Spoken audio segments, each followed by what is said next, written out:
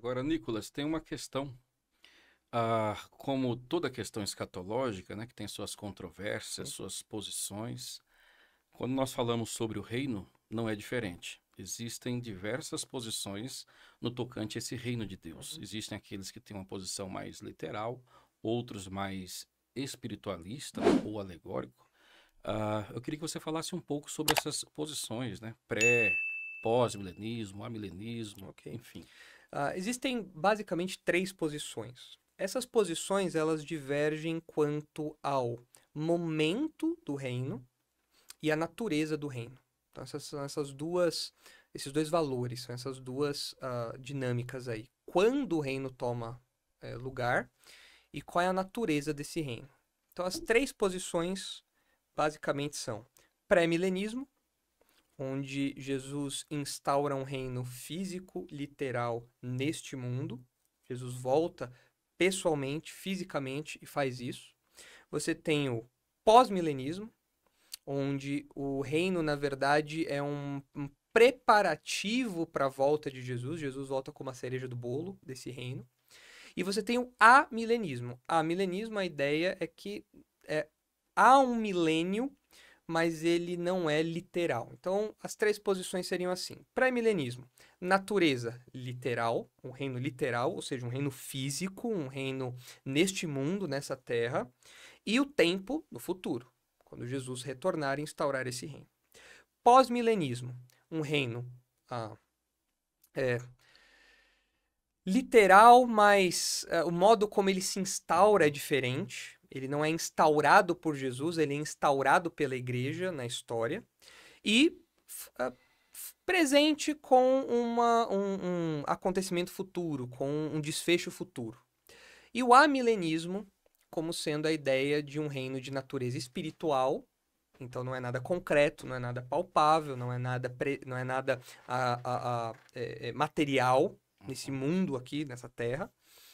E em relação ao tempo é presente, nós já estamos no milênio. Então, pós-milenismo, ele acredita que Jesus vai voltar quando a igreja tiver avançado, quando o evangelho tiver sido pregado e a sociedade vai evoluindo até o momento em que toda a cristandade toma a terra e então Jesus volta como a cereja do bolo. Por isso que é o pós-milenismo. Uhum. Essa é a ideia. Jesus volta ao final, pós-milenismo.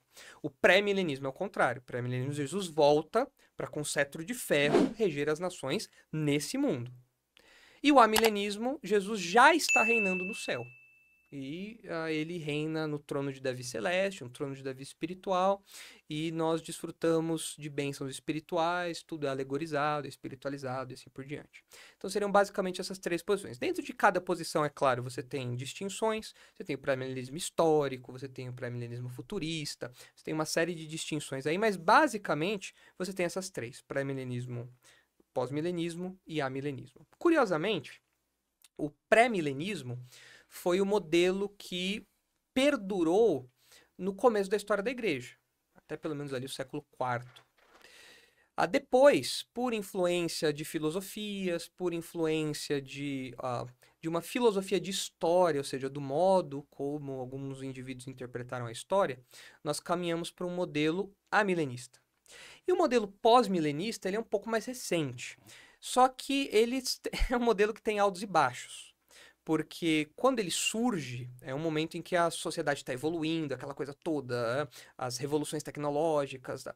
E o ser humano fala: é agora a hora de nós redimirmos a criação, irmos para cima e tal. Algumas pessoas até mesmo atribuem aquele hino Vencendo Vem Jesus a uma vertente pós-milenista, porque a ideia de Jesus está vencendo Uhum. por meio da igreja e Jesus está vindo, Jesus está vencendo até o momento que ele volta e só arremata o reino ali. Mas depois da ascensão dessa posição, nós tivemos duas guerras mundiais e uma série de conflitos que se arrastam até hoje. Então o pós-milenismo se enfraqueceu.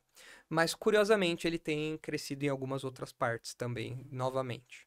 Então é um movimento que experimenta altos e baixos, mas, a meu ver, é uma das posições mais insustentáveis. Das três, ele é talvez o mais insustentável.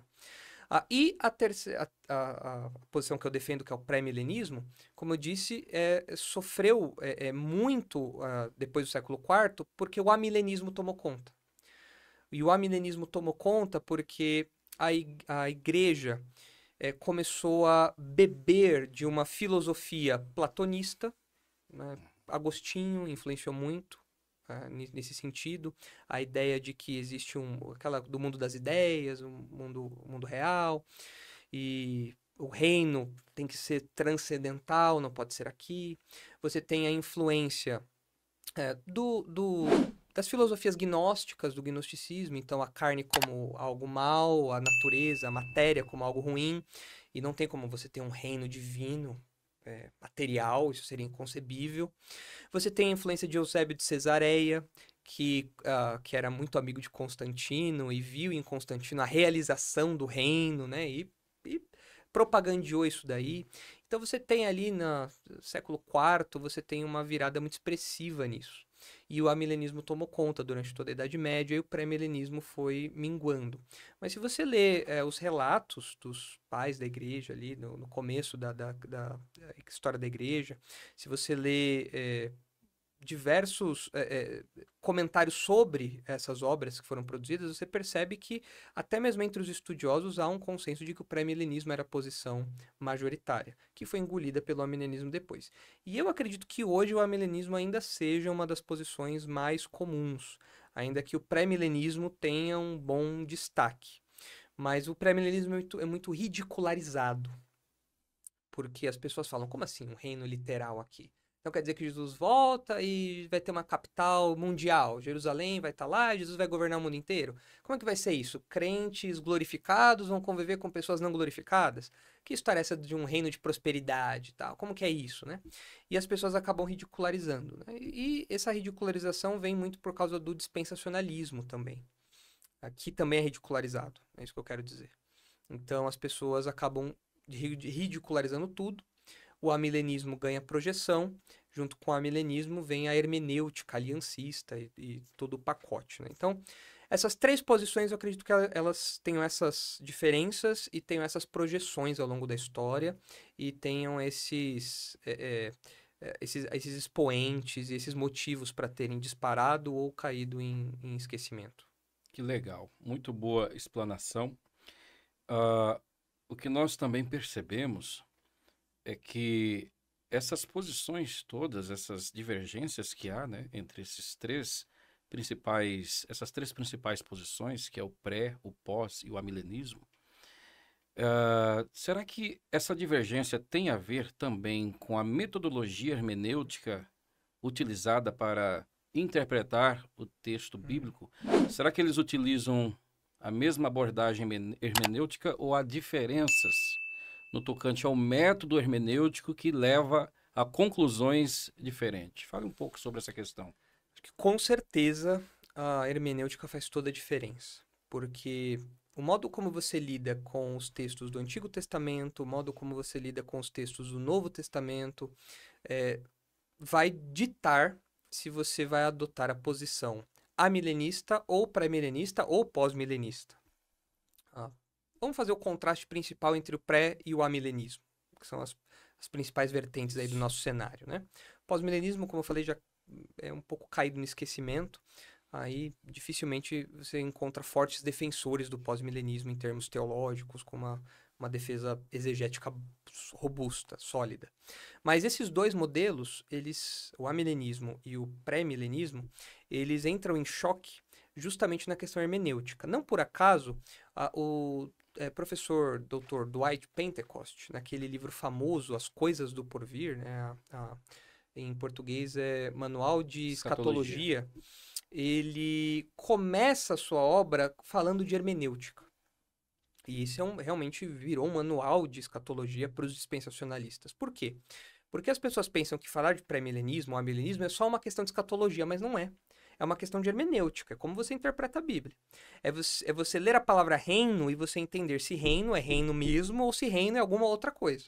É você ler que o cordeiro e o leão vão estar juntos e se é um cordeiro e um leão mesmo ou se é alguma outra coisa.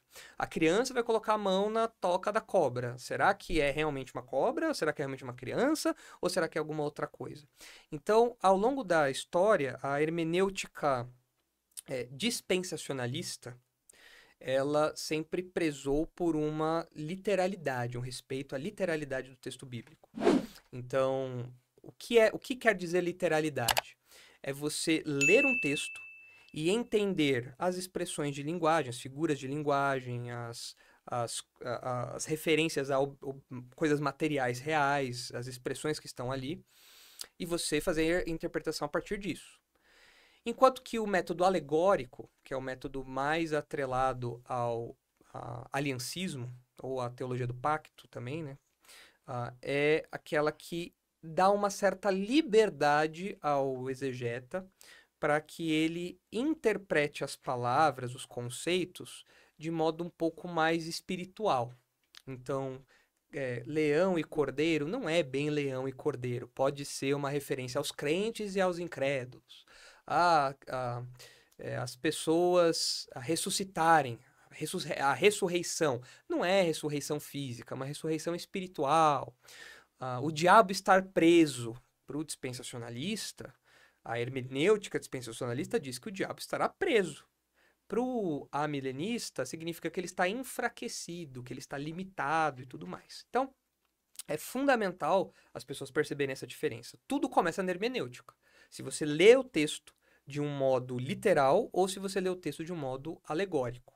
Dentro desses espectros, é claro que você tem variações. Você tem aí grupos que se aproximam mais, grupos que se afastam mais, você tem dispensacionalismo progressivo, você tem uma teologia do pacto que já é um pouco mais dispensacionalista, mas basicamente você tem esses dois modelos de hermenêutica, o aliancismo e o dispensacionalismo.